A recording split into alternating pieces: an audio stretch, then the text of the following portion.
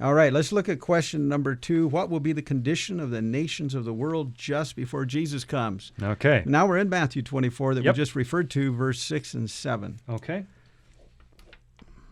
Me? You? Go Me? ahead. Go All for right. it. I'll Matthew have you 24, read verse it. 6. Here we go.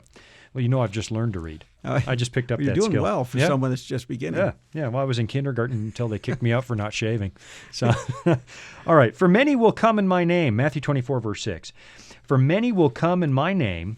This is Jesus speaking to his disciples, saying, I am the Christ, and will deceive many. For you will hear of wars and rumors of wars. See that you are not troubled, for all these things must come to pass, but the end is not yet. For nation will rise against nation, and kingdom against kingdom.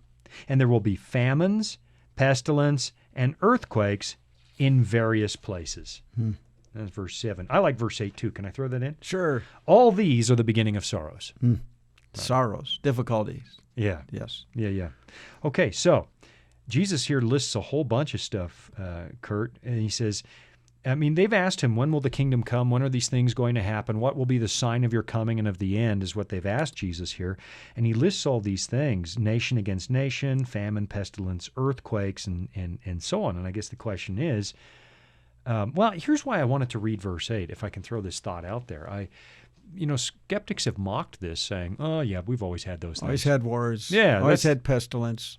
But they don't bother reading verse 8, which is usually the case with skeptics. They don't finish reading it. They don't read the whole thing.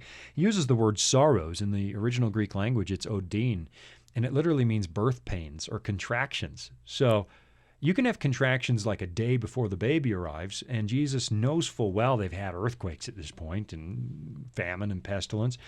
But I guess he's telling us when these contractions get bigger and stronger and closer together, this means I'm just about there. Yeah, the birth of the second comings. Yeah, based on your analogy. Yeah, I guess so. Yeah, Yeah. It's like waiting for a baby to come. Yeah. Yeah. So Yeah, it's amazing. Talking about wars and rumors of wars, in the main study guide, yep. reflecting on this verse, it was very interesting to me. It talks there about a study done in the early 2000s, a few years ago, Okay. at Cornell University, and the title of the study was "Deaths from Wars and Conflicts in the 20th Century." Wow. And it mentions that they estimate that 231 million people 231. died in wars just in the 20th century alone.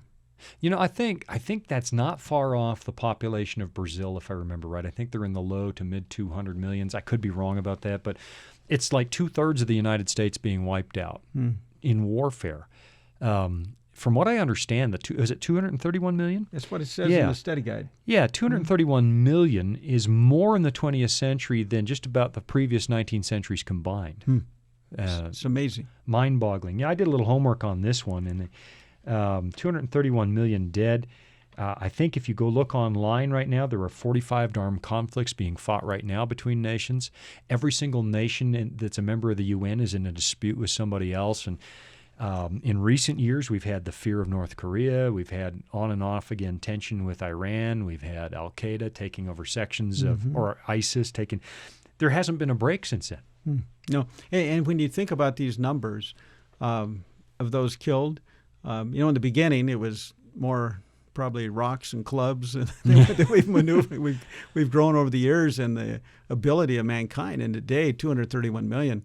Yeah. With the abilities of war today, that could those numbers could. Well, I've thought about this. When you go, a sobering search is to look for all of the inventions that came out of war, and so a lot of our medical inventions came out of war, out of necessity. A lot of things, like I even think nylons that the ladies wear, that was invented for some use in war. And isn't it sad that our innovation always seems to be used for destruction at some point? Yeah, but I think the portion of the verse that you mentioned, about sorrows, this beginning of sorrows, that's really the sign is that, we've always had conflicts and we've always had diseases, but guess what? There's going to be an intensity of it, and it's going to come to the point that is, right. Jesus is going to come. It's going to usher in his coming. What this kind of says, too, and we've got all these signs there, and man, we could probably spend an hour just on those signs, famine, pestilence, earthquakes. I've done homework in those departments, and earthquakes. There were 130 some major earthquakes in the 20th century, and up to that point, there were 1 or 2 a year worldwide. It all depends on how you slice the data, but you see all trends in all these areas: pestilence, earthquakes on the rise. And I guess here's this: we have this diluted idea that humanity's getting better as time goes on.